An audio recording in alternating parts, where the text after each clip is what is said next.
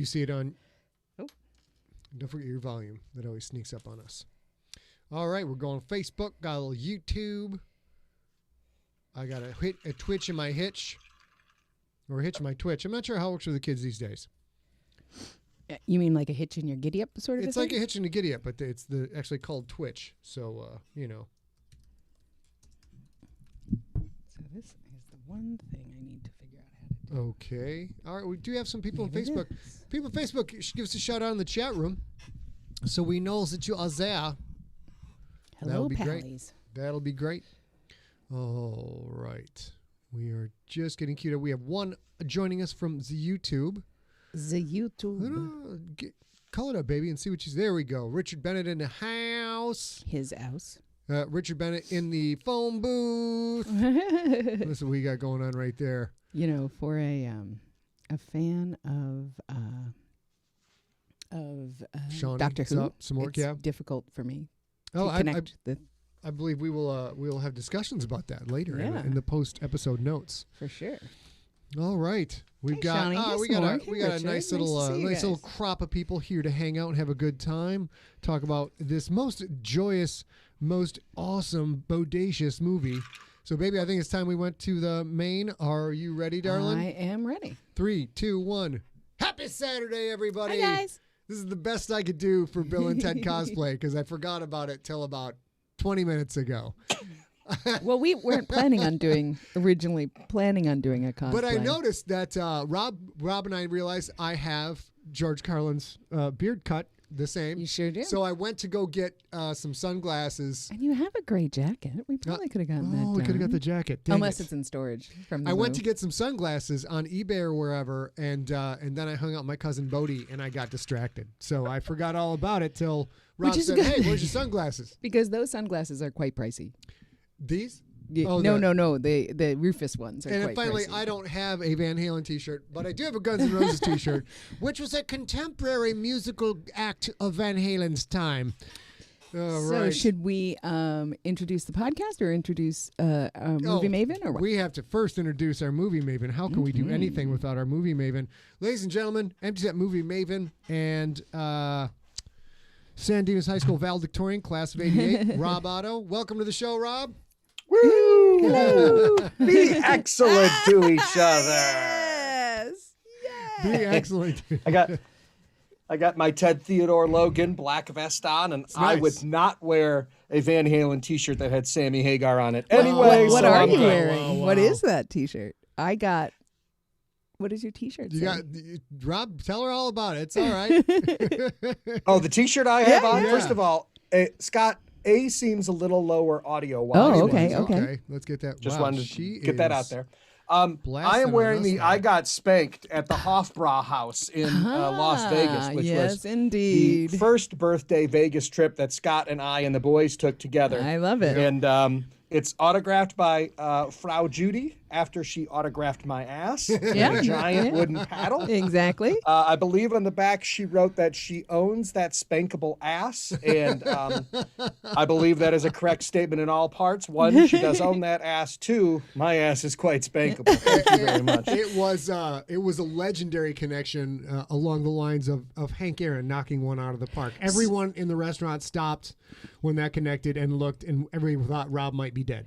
Well, this will be great for fans of Scott who went to Siglerfest, because lots and lots of times people would go to Siglerfest a day early and then cruise around Vegas and do stuff, and there was always lunch at the Hofbräu House. So any of you junkies sort of watching who did that, now you could have gotten a T-shirt. You probably do have a T-shirt. Does A sound any better to you, Rob? Absolutely. Yes, she does. Great. Thank you. All right. I will point out to everybody, the folks at home, though, I did go as 80s as I could go, and got the sweatshirt tied around the waist. Yeah. Nice. Well played, sir. Well played. All right. If it was a little bit C. colder, you could do Sigler, like Esquire. the long sleeves under the T-shirt. That's it. I love the long sleeves under the T-shirt. One of the most silly looks that we ever came up with in the 80s. Next to parachute pants and some of the hairstyles. Those are probably the best ones. All right, baby, you ready to do this pod? I sure am. First of all, should we announce what we're drinking? No, we'll do that live. We'll do that live. And so in case you guys are watching, as you know, we always drop this into the podcast feed. So here's the fake intro for the podcast feed. Ready? 3, 2, 1, go. This is episode 69 of StorySmack, a podcast about stories and storytellers in the world of pop culture. My name is A.B. Sigler, audiobook narrator and founding partner at Empty Set Entertainment. And my name is Scott Sigler, #1 New York Times bestselling novelist, and I just want to say, be excellent to each other. And back. Okay, so back with us this week, as ever, is Empty Set movie maven Rob Otto. How are you today, Rob? I am excellent, most bodacious, most triumphant. Cool. It would definitely be bogus if you were not. Bodacious all your life, Rob. That is true. Can we get A to say the number of the StorySmack again? 69. So yeah, a lot of people in the chat room, or if you are listening to this at a later date by audio, there are a lot of folks in the chat room. You can watch this at Facebook Live every other Saturday at 2 p.m. We do it live and then we drop it into the podcast feed eventually. Yes. We are hanging out with folks in the podcast chat room, and they have all sort of cottoned on to the idea that we picked Bill and Ted's Excellent Adventure because it is StorySmack 69. Now, A did not do 69 the way we do in the movie, but I have said I prefer the way A said. I know. You know, you gotta do what you gotta do. Well, I was gonna say something nasty there, but I'm just gonna let it go. Dudes, you know what? I paid for a goodly amount of my college with voiceovers and commercials and stuff. You paid for good money. Oh God, with 69. No. However, I could have bought a house and a car by the number of people who asked me to also do phone sex. Okay. Yes. That's not me. That's not me. We might need to start this one over, Scott. Guys. I'm getting a little verklempt over here. That's all right, guys. Well, so we are, though, we are drinking because it is, episode 69. Mm-hmm. We, on the West Coast, are drinking something called a Preston. And a Preston is... something in my Preston, is chartreuse and gin, green chartreuse and gin and soda water, and Scott is not going to like it at all. Not at all. Look at his face. Here we go again. You know what it is? Most heinous. Bogus. If you like herbaceous liqueurs like Aperol or Campari or whatever like that, you would also probably enjoy this. Scott does not. What did you call? What kind of liqueurs you said? Herbaceous. Oh, that sounds straight out of Bill and Ted. If you enjoy herbaceous liqueurs, this bodacious beverage is for you. Yeah. All right. It is most bodaciously herbaceous. And Robin, what are you drinking, buddy? Well, I wanted to honor some of the historical figures because, of course, this movie is just a giant history report. So I first looked at a Napoleon, but I didn't have what it took. There's a Billy the Kid cocktail, I didn't have what it took. I was afraid to look at what a Sigmund Freud cocktail would be because I imagine Definitely smart. I would be drinking that out of a giant phallus. And honestly, I'm a bachelor in his 50s. There's already enough questions out there about me, so we're just going to move forward. So I settled on the Lincoln, which has whiskey. It's a delicious drink. Whiskey from the South, maple syrup from the North, some grenadine to represent the blood spilled in the Civil War, and some bitters because I just felt like it needed it. So there you go. Yeah, these are great drinks. I love it. You know, this is the thing. When we first started to do this, you guys who are watching or listening, we had, Scott and I had been just married, and we had gotten as a gift something called Shaker and Spoon, where they deliver everything but the alcohol for drinks one time a month, and then you make like 8 drinks. However, there we go. And Robbie had it too. Robbie had Shaker and Spoon too. But however, I much prefer, Rob has started to lean into thematic drinks to go with the movies, and it's way more fun. So we're going to continue. It's way more fun. So we're going to continue to do that. It's definitely well, had you not suggested the Napoleon, I wouldn't have even thought to go in that direction. So this one's a Lincoln is such a, I didn't even think of the Lincoln, and it's such a delicious drink. Yes, this tall-hatted Illini is for you. Is that the kind of a drink you have when you go out, say, to a theater? It might be. Mm-hmm. Well, I mean, you only have one, soon? though. Is that too soon? Yeah. I don't think it's too soon for their Lincoln death joke. I don't think so. I don't. Besides that, Mary Todd, how was the play? Well, I don't know, but that drink was delicious. All right, let's do it, baby. So this StorySmack, obviously, is about the 1988 hit Bill and Ted's Excellent Adventure. We often take a look back to the movies that we all watched, because we're all 50-ish in our high school years, and this turns out to have been a very fantastic throwback. This is a great movie. Super fun. FTO, can you give us the movie guy intro? I can. Bill and Ted are high school buddies starting a band. However, they are about to fail their history class, which means Ted would be sent to military school. They receive help from Rufus, a traveler from the future, where their band is the foundation for a perfect society. With the use of Rufus' time machine, Bill and Ted travel back to various points in history, returning with important figures to help them complete their final history presentation. Nice. That's it. There we go. We have had a handful of folks join the chat room. My brother Jude, Rob Otto's best friend, says hello. My best friend. Oh, Matt Bowler. Nice to see you, Matt. Matt Bowler in the house. David Roman, you made what? You made a cast. That's awesome. He's fired up. Andy, nice to see you too. So we are going to talk a little bit about the financials, right? Let's get into it. We always like to start with financials, which is always interesting to see, especially these enduring cult classics, how they did in the theater and in the VHS world. Yeah. Sometimes the movies that last a long time made no money, and sometimes pretty obvious the blockbuster smash hits have stuck with us. Hey, tell us about the box office. Bill and Ted's Excellent Adventure came out in 1988. We'll discuss in a little bit. It was slated to come out in 87, but its production company went bankrupt and they couldn't do that. We'll talk a little bit more about that later. But eventually comes out in 1988. It was made for $10,1986, which roughly ends up being about $22.4 million in 2021 dollars. So it was a good, healthy, midstream movie. Plus, not a little bit above indie, but still, for sure. And it's definitely got like power of a studio behind it, power of a production company behind it. So it's a pretty healthy budget to do, especially to do what they want to do. They don't get to do everything they want to do, but it made $44.5 million in its original run at the box office.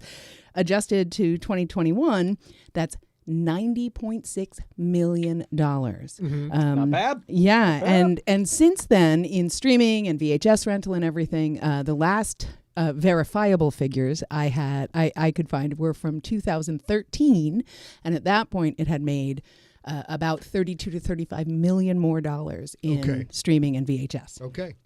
Plus 2 sequels. Yep. Yes. General thoughts on the film, Robbie. Overview. You know what? Bill and Ted are just nice, likable guys, right? They don't seem to have a mean bone in their body, and this is just a movie about them wanting to stay together. Another bromance movie where these two are just completely connected and a couple of nice guys that you want to see succeed. And when they do, it is most bodacious. Yeah, agreed. Yeah, I also love about this movie and several movies that happen at this time in America's filmmaking. This is a movie about two loser high school kids writing a history report. And it's Bill and Ted's Excellent Adventure. Like, think about that, right? That's amazing. There's also Back to the Future does this too. Back to the Future is huge in scope, and they, I'm sure eventually we'll talk about that. They manage the actual making of the film in a way nobody ever has, so that they can make the sequels, and Michael J. Fox looks the right age and all that stuff. That is a movie about a kid who can't fit in, so figures out how to save his fat. What? Like in the 80s, there's Weekend at Bernie's. There are all these weirdo movies, and Bill and Ted shine as. There's no reason for this. There's no political commentary for this. There's no, unlike Caddyshack, where they're sort of showing the class differential, all that stuff. And yet, it's not only lovely, it's enduring. And I think it's because of what Robbie said. Robbie said, these are just good guys. Trying to get their stuff together. And I think it works on that level. And this is the second StorySmack in a row we've done with good, likable, nice guys. We just did Coming to America. And Akeem's character, Eddie Murphy's character, again, not a mean bone in his body, just a nice guy. Of course, the settings are slightly different, but just a nice guy trying to do his thing. So it's kind of it's a lovely late 80s thing that happens where we as a movie making society end up making these sort of quirky, not really harmful, not really life changing, but awesome movies. And I love that. And I love that Bill and Ted all these years later is still sort of running the show. Okay, let's get into the cast. We're going to lead off with Rob, but oh boy, hold on. Having all kinds of trouble today, guys. We had a lot of trouble with guests. That's the problem. Let's go to actors. All right, and then we'll turn on our actors. Which is cast and crew, right?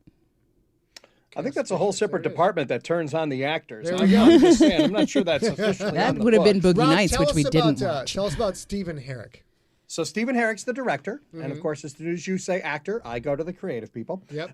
So at the point they made this movie, Herrick was pretty much unknown. He'd done Critters, which is the low budget knockoff of Gremlins. Okay. Right, just a low budget, crappy, little It movie, right? Little monster movie. Love it. And then, and nobody's going to give him a huge film based off of Critters. I can tell you that right now. But he goes on to make some wonderful movies. I mean, I can't imagine there's anybody out here that doesn't like all these movies, but I'm sure there's at least one of these that you could say, oh yeah, that's a great movie. I mean, we're talking Don't Tell Mom the Babysitter's Dead, The Mighty Ducks, Three Musketeers, Mr. Holland's Opus, the live action 101 Dalmatians.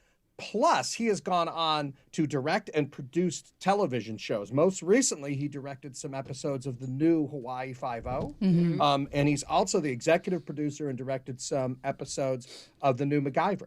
So, yeah, he's had a long, storied career. And I'm telling you, it didn't happen because of Critters. It happened because of Bill and Ted's Excellent Adventure. And do you have something to say about him? I do, yeah. I will say that his Three Musketeers is absolutely not historically accurate and is without question my favorite Three Musketeers ever, owing a lot to Oliver Platt. I mentioned that when we did Executive Decision. But also I'll say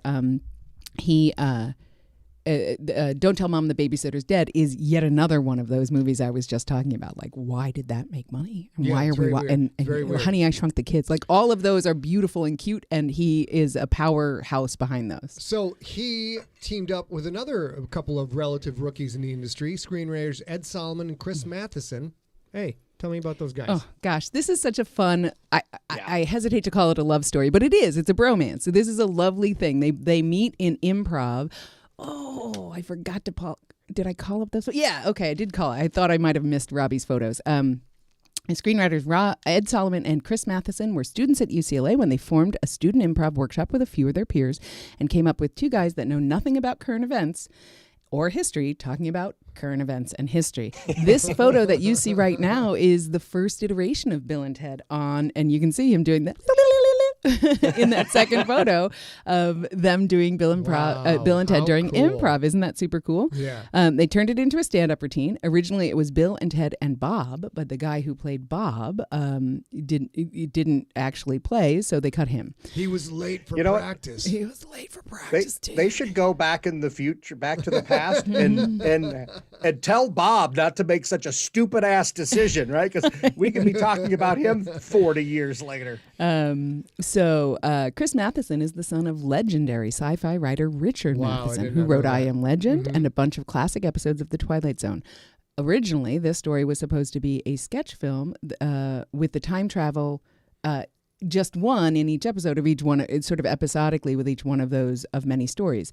And it was the elder Matheson, it was Richard Matheson's idea that the time travel story become the movie itself. Oh, wow. Okay. Solomon and Matheson wrote the script over the course of 4 days. Dude, 4 days. Fabulous. 4 days in 1984. Amazing. 4 days. Now think about that. They workshop it for 3 years. Write the script in 4 days. Super important to write a script. Workshop it for 3 years before they start shooting. And I don't think they knew that. They must have worked out before they started the script. Well, that's the reason I'm bringing it up is because you're a writer, right? So you write, sometimes you have a whole fully formed idea that pops into your head, and you're like, okay, I'm going to make a space football series. And the work that goes into making that something worth reading or viewing is the big part of it. Yeah, that's a huge part of that. And they've been doing it as a stand-up routine for a few years as well, so they probably got some good ideas of what worked and what didn't work. Yes. And that led to the script. For sure. Yeah, they also... Not only did they write it, in 4 days, they wrote it by hand. On paper. That's what I was just about to say. While they're sitting in coffee shops. I mean, that's insane to me. But of course, that's what they would do in 84. He almost should do a movie about Solomon and Matheson because no one would believe that that's true. They wrote it in 4 days at a bunch of different coffee shops. Come on. Yeah. And so the nice thing about this, one of the nice things about this movie is all the people who made it what it is have come back for the sequels. That's fun. And it's super fun, including the writers, including the director, of course, including Bill and Ted. So that's lovely. Chris Matheson continues to write Bill and Ted, of course, but also writes a lot of things in the oddball genre. Okay. You are quite familiar with his work. Ed Solomon also continues to write Bill and Ted, but you're super familiar with him. He wrote The New Charlie's Angels that McGee directed. Okay. He wrote Now You See Me, the Jesse Eisenberg magic movie. That's a weird movie. Yeah, Super Mario Brothers, and some little franchise you might have heard of called Men in Black. You might have heard of it. Maybe it might have been something. I will real quick jump in on Now You See Me, which is the most confusing $300 million grossing movie ever, where the crux of the movie is magicians doing impossible magic on stage when you were sitting in theater watching people up on a movie screen who can do absolutely anything in a movie screen. And as the audience, you're supposed to be super impressed with this magic, like, whoa, did you see what they just did, Bill? That's crazy. And like, it's a movie, you can do anything. Yeah. It's supposed to be practical magic, and they do it with special effects. I mean, I want to punch that movie in the face. That's a lot of movies punch in the face. Thank you. God, that's a stupid-ass movie. There's a little aside. There are great movies about magicians. That is probably not one of them, but maybe that's not one of them. Yeah. But of course, the giant Hollywood kingpin to come out of this movie was none other than Ted Theodore Logan, also known occasionally as Keanu Reeves. Did he ever go on to do anything but Bill and Ted? He did. He's done a couple of things. We'll talk about some. Right. You might have to look him up. I'm not sure about him. Keanu. Some community theater. He taught at a junior college for a little while. He taught Shakespeare. He did do Hamlet. It was lovely. He did a little off Broadway in Poughkeepsie. So it's very good. Summer stock Poughkeepsie. That's off Broadway. Off by the Broadway. way. But his first movie was Youngblood alongside Rob Lowe, which Rob Otto and I saw in the theater. That's why I put that in the script. I figured you guys would have absolutely been in the seats for a strange hockey movie. Of course, Keanu has gone on to play Neo and John Wick, and he's starring action movies like 47 Ronin, Point Break. Something of an enigma in Hollywood. Keanu's made a bunch of art house flicks, My Own Private Idaho, The Last Time I Committed Suicide, Feeling Minnesota, and A Walk in the Clouds. Ted's wild hairstyle was Keanu's idea, and he was anal about it being as wide as they could make it before every take. Which is, you can tell Look in at some young of the Keanu. shots that it's wider than in other ones. I mean, I feel like he's got bozo hair going on. It's shooting out so far on the side of his head. And it's insane. Like he didn't. He's just in there with like Aquanet fluffing. You just know that's what's going on. Dude, I was a girl with hair in 1988. I can guarantee you I got to take off my headphones for this. He did this. Like dug up under here and just shook a lot so that it would get that weird bowl shape. Look, I'm already doing it right there. And then sprayed, right? He had to have the spray. Well, you put it on your fingers, and then once you got it all the way out there, you sprayed underneath. And then it poked you in the head when you went to sleep at night. And it hurt. Nice. And this is a hairstyle that was replicated in Dumb and Dumber, which is another bromance sure. about two incredibly stupid dudes. Yeah, so there's sure. clearly a little influence there. And then, of course, as Keanu Reeves has gone on to become one of the biggest box office stars currently going, and is just a huge action star, massive. The other guy, as I've called him, and they had to correct me a couple times. The other guy. Alex Winter playing Bill S. Preston Esquire. We got to go back for a sec to Keanu, of course. You guys all know and love Keanu Reeves for a million reasons. I do have this one little thing. I know I've mentioned that I worked as a blockbuster entertainment specialist in the 80s. Mm-hmm. And I wore a flame retardant vest, and I wandered around the Blockbuster Video where I worked on Friday and Saturday nights, and I made movie recommendations. Okay. And I also got, you remember those little mass market paperback books that were like 5 inches thick, and they were movie reviews from Blockbuster? I got to write some of those, or at least submit. Yeah, I got to submit anyway. And I was super into every Keanu Reeves movie that I could possibly watch. And so there are some, if you have one of those Blockbuster books, his Little Buddha, that's me. His Feeling Minnesota, that's me. Nice. His My Own Private Idaho, that's also me. That's probably from My Own Private Idaho.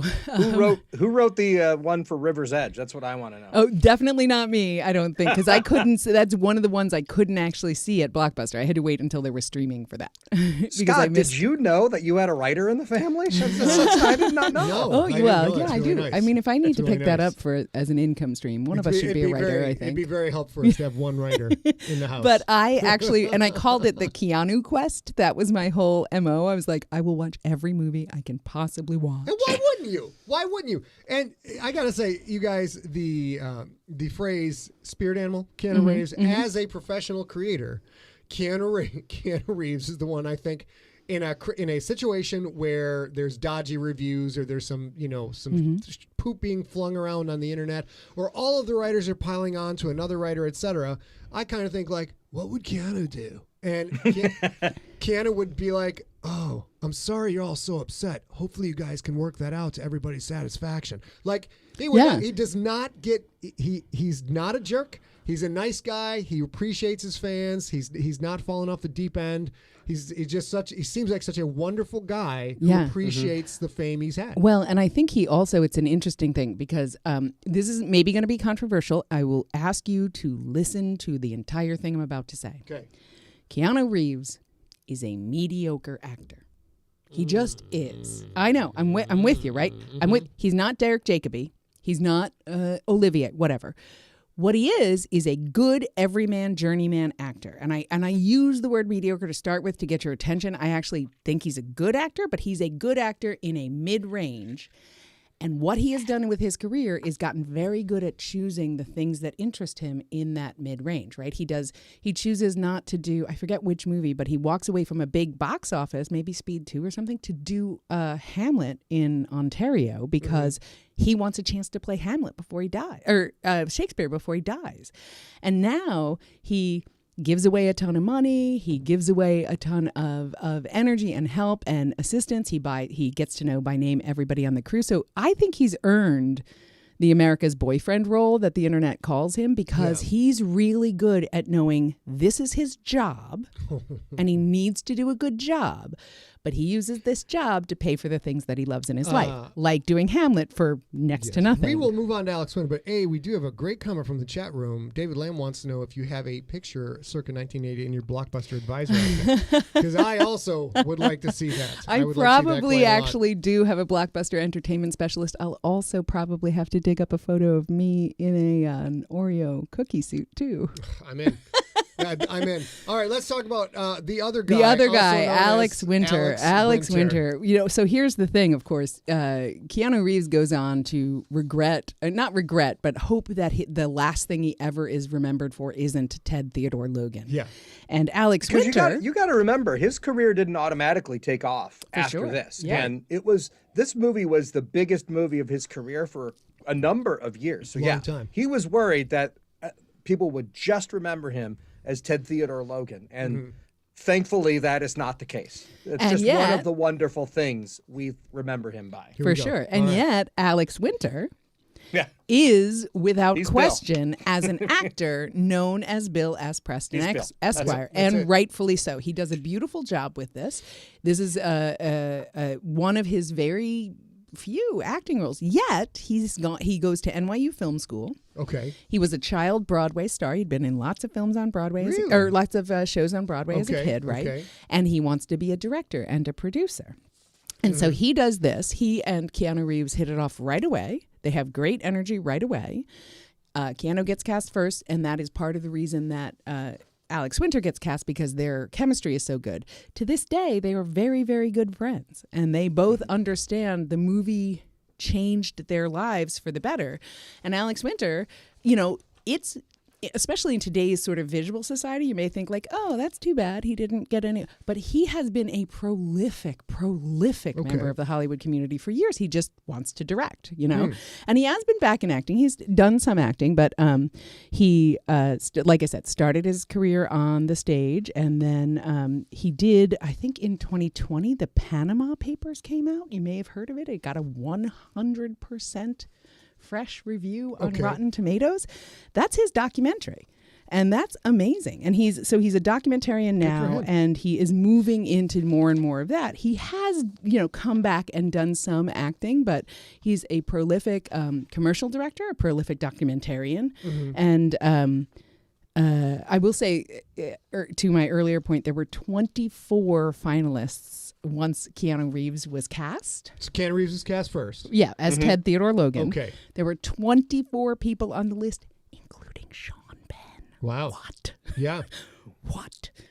Bill S. Preston would have been a lot crabbier. And yet, it was because of the rapport between the two of them, Keanu and Alex Winter, that Alex Winter gets the job.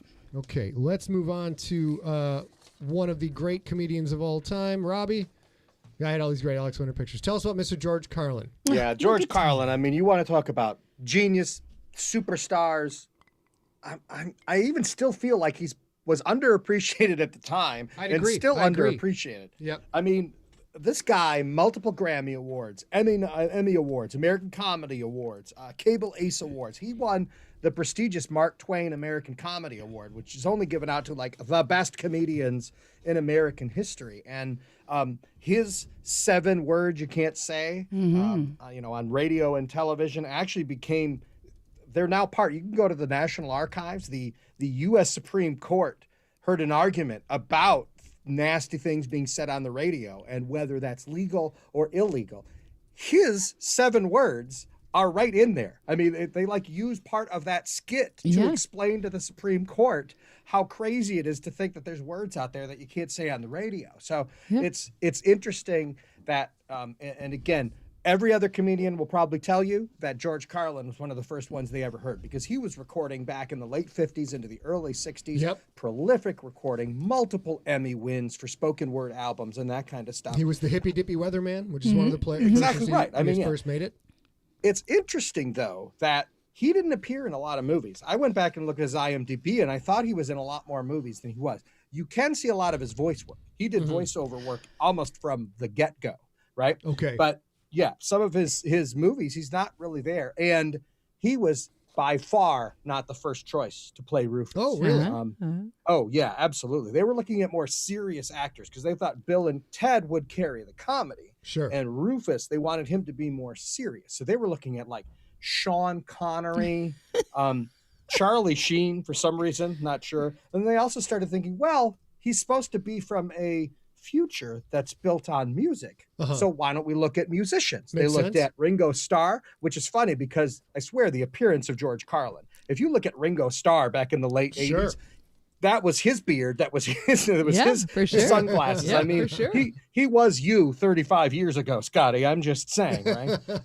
They looked at Roger Daltrey, and they had hoped to get Eddie Van Halen because they thought that would be funny, right? Yeah, trying to get Eddie Van Halen, and then Eddie Van Halen plays Rufus. So they just couldn't get anybody to take this role. They had done most of the filming before they had even cast Rufus yet. They had to shoot around him. And you see, he's only really in a couple of scenes in the whole movie, but they had to shoot around him.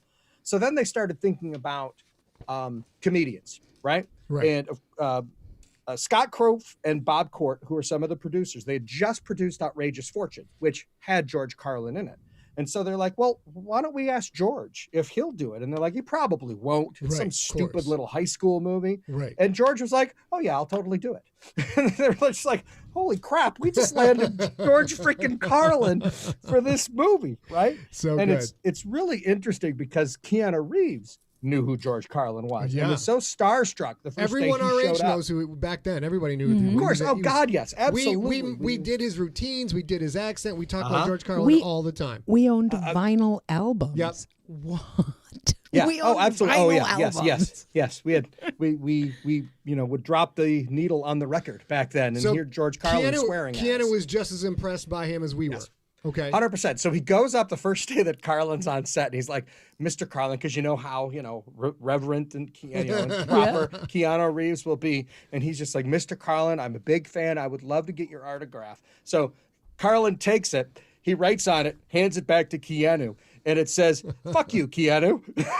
Or, hey, Keanu, fuck off. That's what it said. So he didn't even sign it. And no signature. Keanu has kept it to this day. It didn't even have George's signature on it, but that's what he wrote. So very cool. And it's really interesting to note. So early screenings of this movie, people didn't know what the hell was going on because it started with Bill and Ted and their history report. And then out of nowhere, there's like this future thing. And the three most important people in the world sending George Carlin back. And they're like, what the hell is, what left turn did this just take? So they decided we need some sort of intro.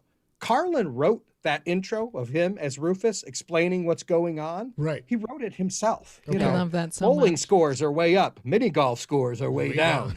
Even the dirt is clean. You know what I mean? So that's all Carlin because he's a freaking genius. He's a brilliant guy. They just put him in a room and they shot it and they went, yep, that's it. Now we have our intro. And that's what sets up the movie. So now it makes sense. And it's so beautiful because when you look at George Carlin in every production still, which there aren't many, or any marketing, which we've seen a handful of, he is this dour, serious guy.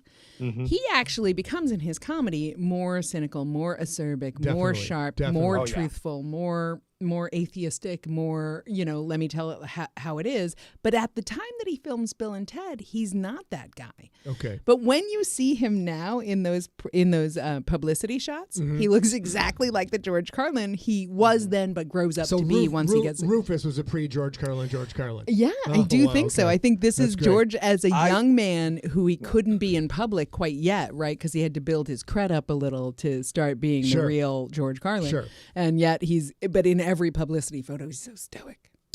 There are times with things that have happened, especially politically over the years, where I've sat back and said, damn it, I wish George Carlin was still alive. Because he would have the perfect turn of phrase to let everybody know how stupid that thing is. I mean, can you imagine if George Carlin was around the last 4 years? I'm just saying. That's all I'm saying, right? I mean, God, that would have been wonderful. It would have been great. Would have been great. Yeah. But I do honestly think that this film holds up super well. Sure, we just watched it and enjoyed the crap out of it. Yeah. It holds up super well. And there aren't a lot of I can't think of a single problematic thing, because of course they're also looking over the last 500 years of history. So it's a pretty 35,000 foot view, so to speak.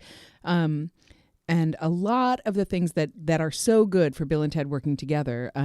But as I mentioned at the beginning of the show, it turns out that that's a little bit of a reflection of the screenwriters, right, Robbie? Yeah, there's no doubt about it. These guys came directly out of the brains of Solomon and Matheson, right? I mean, they had played these characters, they had lived in these characters as stand-up and as improv, right? They were able to work off the cuff and come up with their catchphrases and their lines. And so they were looking for very specific people. And it's interesting, when you look back at it, Matheson looks more like Ted, and Solomon looks more like Bill. And so when Keanu Reeves and Alex Winter got cast, they auditioned for the opposite roles because they looked more like those two writers. It's unreal, right? And then the writers basically said, well, Keanu is closer to you, and Alex is closer to me, so they cast them in the opposite roles. Was this after they had? Did they already have Keanu and they did that, then found an Alex? Here's the thing. They cast Keanu, but Keanu thought he was Bill. And when they cast Alex, they thought he was Ted. Oh, wow. Right? Wow. The actors did. It wasn't until they showed up to try their costumes on that they realized they were wearing the other guy's costume and went, holy crap, I think I'm Ted. And I think you're Bill. They had been preparing for the opposite roles. That's but great. So this is like another great 80s movie, The Fly. When they teleported in, one wound up as a half human, half fly, one wound up as a half fly, half human. It's crazy. These things. Yeah, I was thinking more like one of the body swap movies that were very prevalent in the 80s. But sure, Scott, let's go with The Fly. That makes a lot of sense, yes. So during pre-production, so this is before they were cast, when they were still trying to figure out. Keanu was locked in, and they were trying to figure out who his opposite member was going to be. So Solomon and Matheson are at the McDonald's that are across from where they're holding the auditions. And Alex and Keanu walk in. Okay. And they're just at McDonald's as two actors hanging out because they had, like, as A had said, an instant connection. They've been lifelong friends. Yeah. They had so much in common, right? And they were walking and just screwing around with each other. And the two writers are like, holy crap, that's Bill and Ted. We got to cast that guy because these two are perfect together. So it was a side trip they took together to a McDonald's that solidified Alex Winter being cast in this movie. And as they say, the rest is history. That's pretty incredible. History. See what because it's a yeah. No, we history. were with you. It's super funny when you explain it. It's way funnier. Yeah, thank you. Well, at least Scott thinks so. Well, it's true. It's true. Yeah. Rob and I have been explaining jokes to each other for. But I do many also years. love the kismet of these two great writers who go on to independent careers. They don't write as a team for their entire careers. In fact, they only write these things together. Yeah. But they are completely comfortable. Nobody's gunning for their ego. Nobody's doing anything. They're just grabbing lunch while they can. They're still, because it's the 80s, they're still very on set and involved. Mm-hmm. And legit, are like, those guys look a lot like us. And there you go. Don't know because they're writers. They don't know. They're already cast. Kelly McCarl in the chat room asks, without Bill and Ted, would we have ever gotten Wayne's World? No.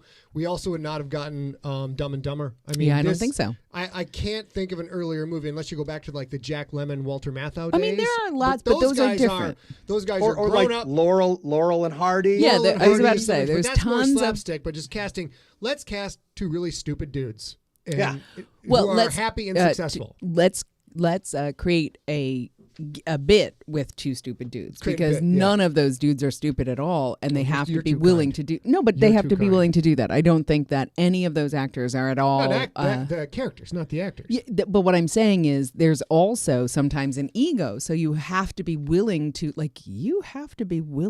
Jim Carrey, which I appreciate. Jim Carrey is Jim Carrey today, but when Jim Carrey first started to do Jim Carrey, he absolutely appreciated he may end up being Tiny Tim, who had a small, unique career. You know what I mean? That's a great point. There's also a lot going on here with incredible musicians they put into the movie that is ostentatiously a lot. There's a lot of music in this movie. Oh, I love getting this band back together. Let's get into this. Hold on. And I love this because until we were doing the research to write this show and watching it, it was fascinating because I didn't connect that they're trying to put a band together.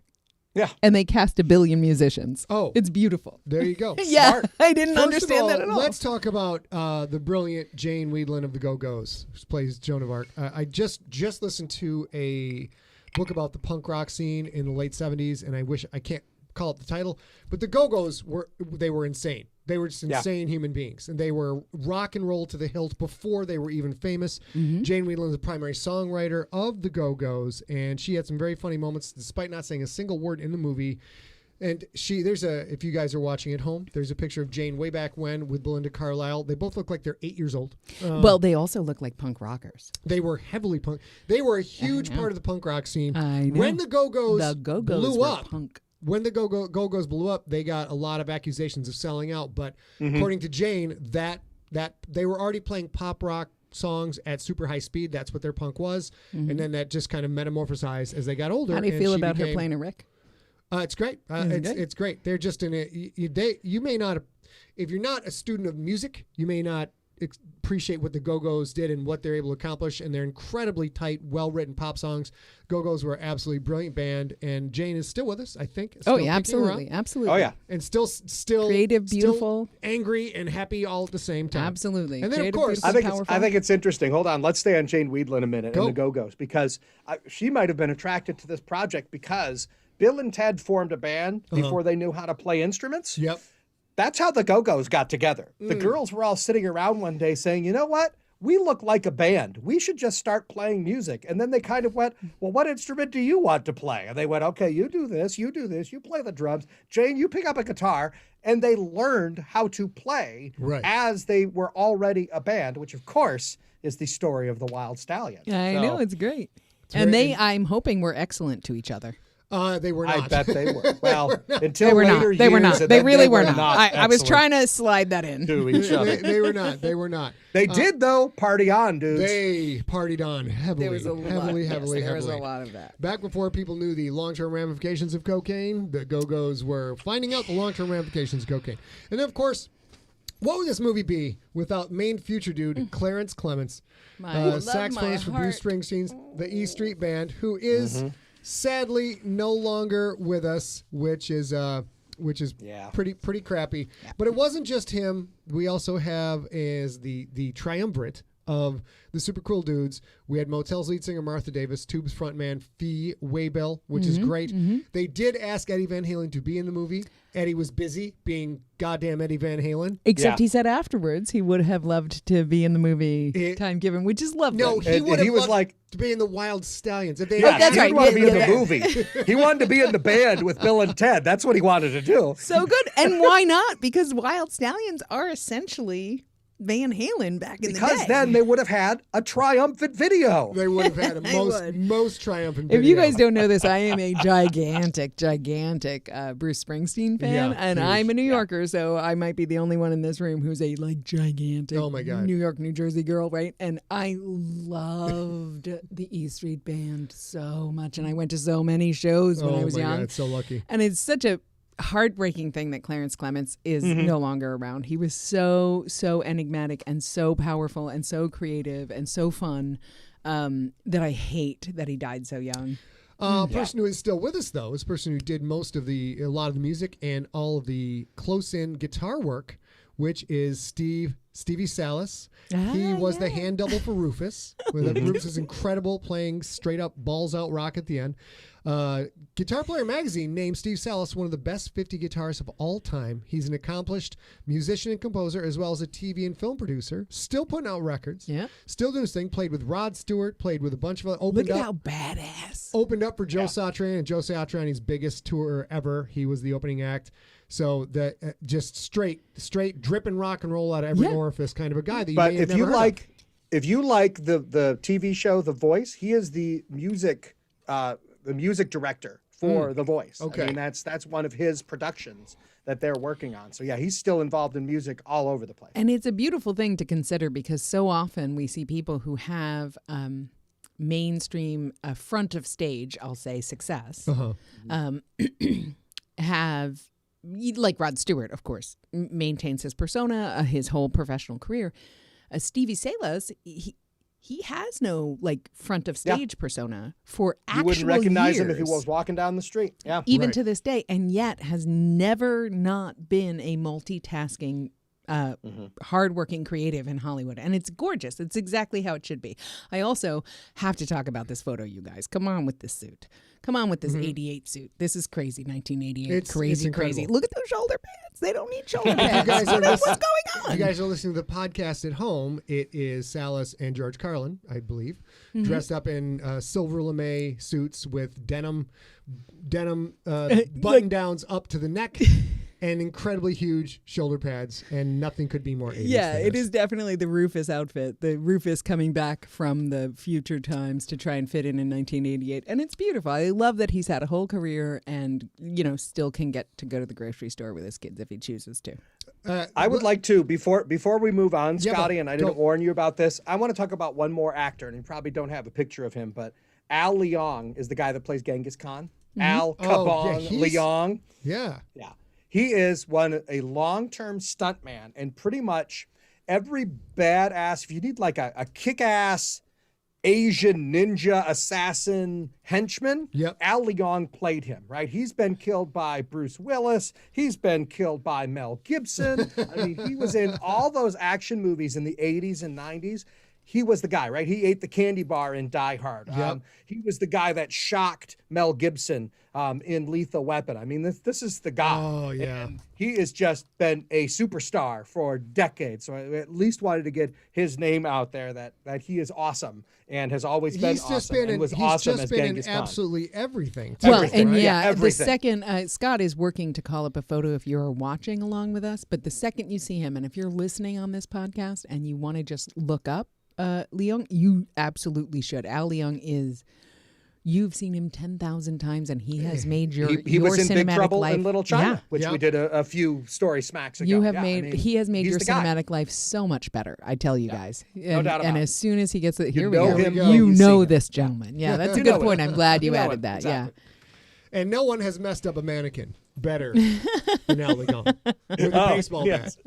Come on. When the head goes in the basket. Come on. That's fantastic. Silly stuff. I actually sort of love, this is another thing we were talking about Bill and Ted is there's this weird, like, the mall cops are just sort of standing there like, no, okay. No, and they watch him shoot the shot. Let's be honest. When it comes to police work, those mall cops do an excellent job. They realize there's a mentally imbalanced person in the sporting goods store. Like, I'm going to need some backup. We got a lot. Yeah, that's right. Exactly. He waits for backup. You better get the real cops in here. All the cops in all the mall cops in every Vegas movie try to talk people down. Are like, hold on. Now, why do you think you're Sigmund Freud? Like, just constant, like, and then when the chase is on, they do what they got to do in the ice rink scene. But overall, good police work. And I'm with you. They literally, if I walked into a sporting goods store and Genghis Khan, who I didn't know was Genghis Khan, was destroying a mannequin with an aluminum baseball bat, I would stand back. A football helmet and a skateboard. Yeah, I would stand way back and be like,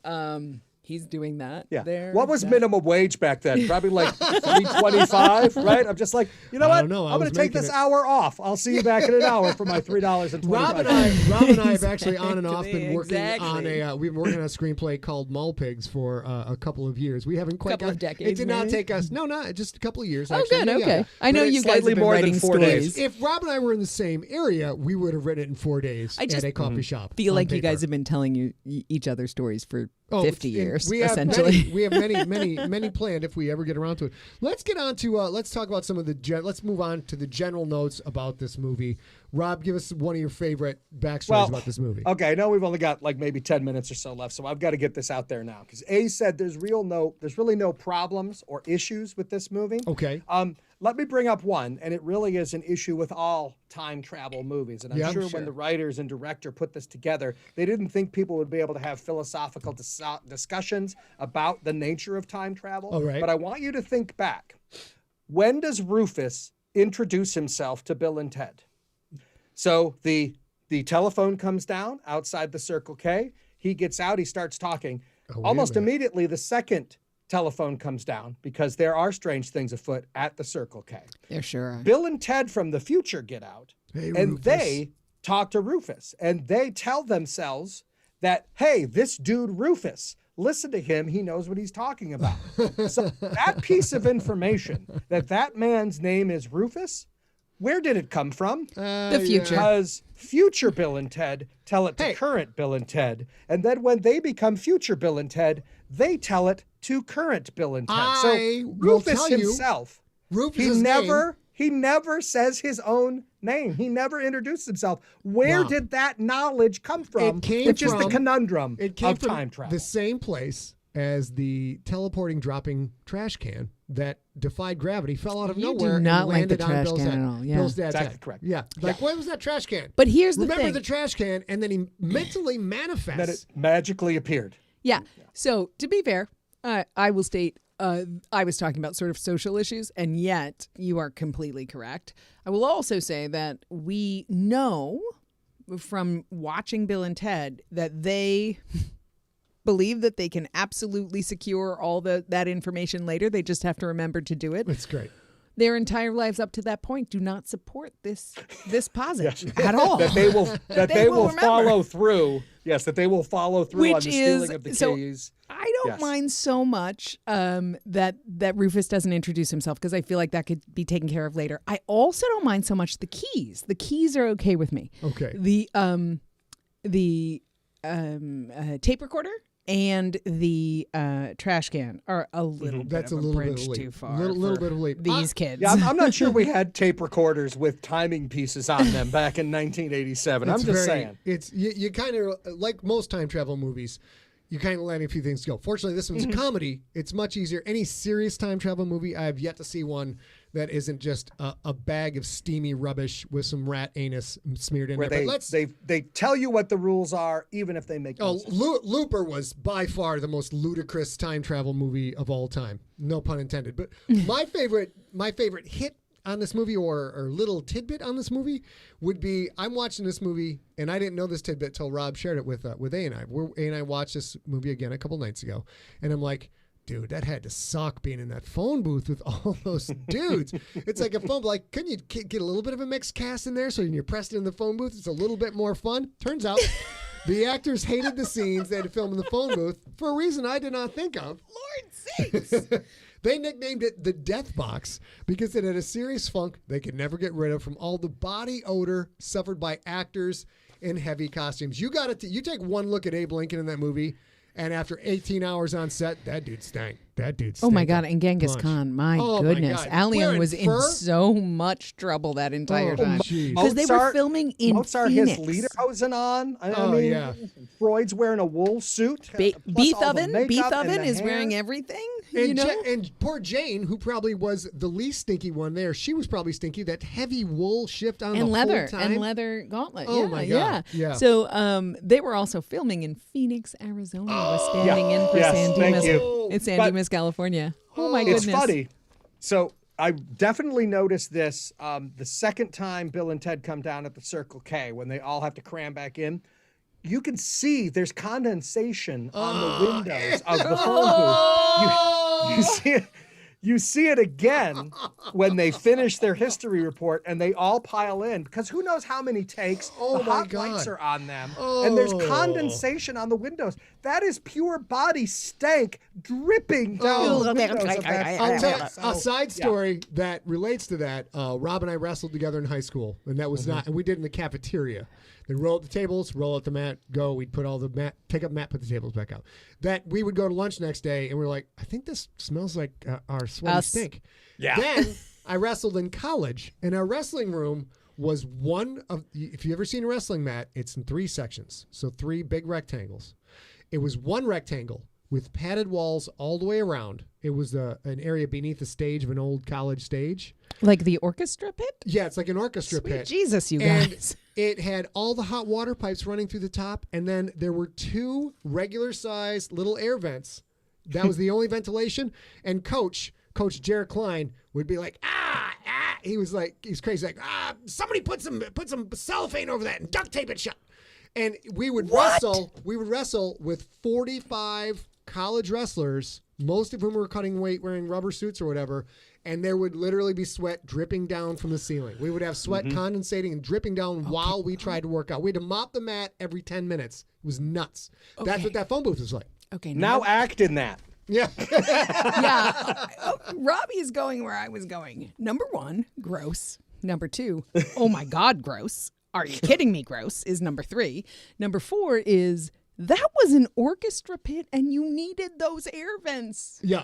Hey, tell us this one right here because we teased that earlier. I didn't see what you were pointing at. The principal of photography. Yeah. Okay. So as I mentioned earlier, this whole movie was shot in late 96 and 1987, 86 and 87, but the movie actually came out and was placed in 1988. And why that happened is the financiers of the movie, financiers, I'm not sure. Financiers. Is where the De Laurentiis Entertainment Group. And money. Just say the money. Yeah, the money folks. And they continue to be money folks in Hollywood. But this particular version of them, the De Laurentiis Entertainment Group, went bankrupt right as the film finished principal photography. So they had designed this in their bankruptcy to be a straight-to-cable release. Okay. But Orion Pictures and Nelson Entertainment bought the rights in 1988 for a 1989 release. And when they did, they had I don't remember any of these, but they had the actors go in and just re-record ADR overdub every time they said 1987 so that it would be prescient and it would be present in 1988. I don't remember these, but apparently if you know this and you're watching, you can see them say 1987 with their mouths, and they actually say 1988 with the overdub to account for that. Pretty much all the actors never thought that anyone was going to see this movie. They just thought, well, it's canned, it's done, it's in turnaround, it's never going to come back out. They went bankrupt. Nobody's going to pay money for this garbage. Right. And yet, again, 40 years later, we're still talking about it. Turns out to be a bastion of joy that people still enjoy. Going back to Rob's pointing out Al Leong, we just got to do hold on here. I got to call this up. For you guys watching at home, a little beast mode picture from Al Leong, all ripped up, hanging out by his surfing van and ready to whoop some ass, and everybody steals his curl. He knows what's up. Yeah, he's not. All right, Rob, any final thing to say about this movie?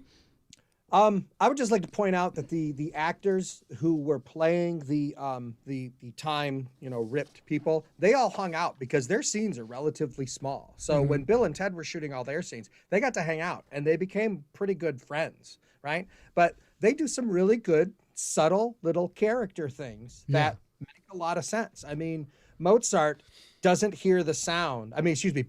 Beethoven doesn't hear the sound when the phone booth appears. Everybody else hears it. He just keeps playing because, of course, by this point he was deaf, right? And Freud, 3 or 4 different points in the movie, Freud is holding something phallic, right? No, he's when he's vacuuming, he's got the tube, he's got the corn dog that he's holding at the mall, that once the girls start calling him a geek, he actually makes it slowly go down, right? It was pointing straight up, and then it slowly goes down. I mean, just subtle little things from the actors that made their characters come alive. Yes, and clever stuff. They did a good job. They really did. And the actors themselves, all of them, Keanu Reeves and Alex Winter included, really did. Keanu Reeves was 22 years old when he got cast, when he shot this movie, and Alex Winter was 21 years old. Yeah.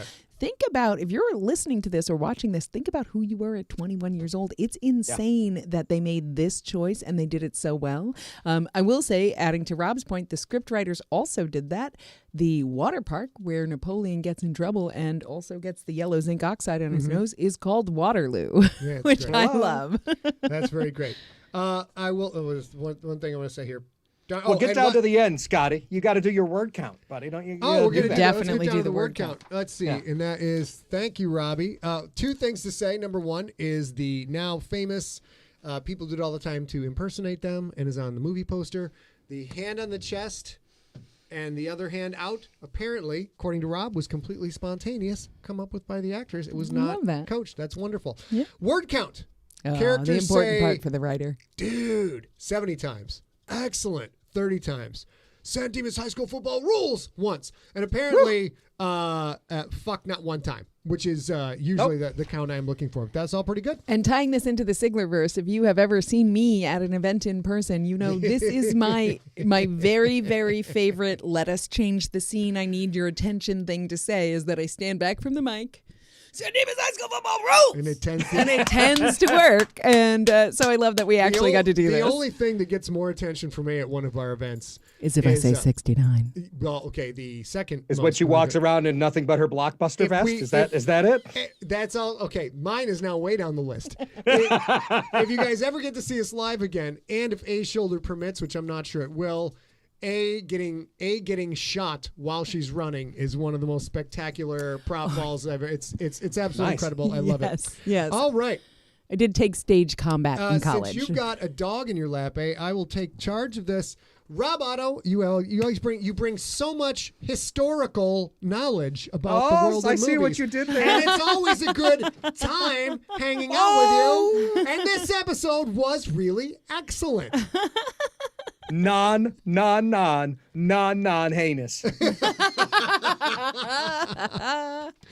All right, Robbie, we'll see you on the next one. I don't even know what the next one is. I don't know. I don't even know what the next one is either, but I'll see you in 2 weeks. 2 weeks, buddy. Sounds good. Thank you so much, Robbie. Bye. We love you. Bye. Can you read that back? You good? Yeah. Okay. So that is episode 69 of StorySmack. You can find Scott and you can always find Scott and I online.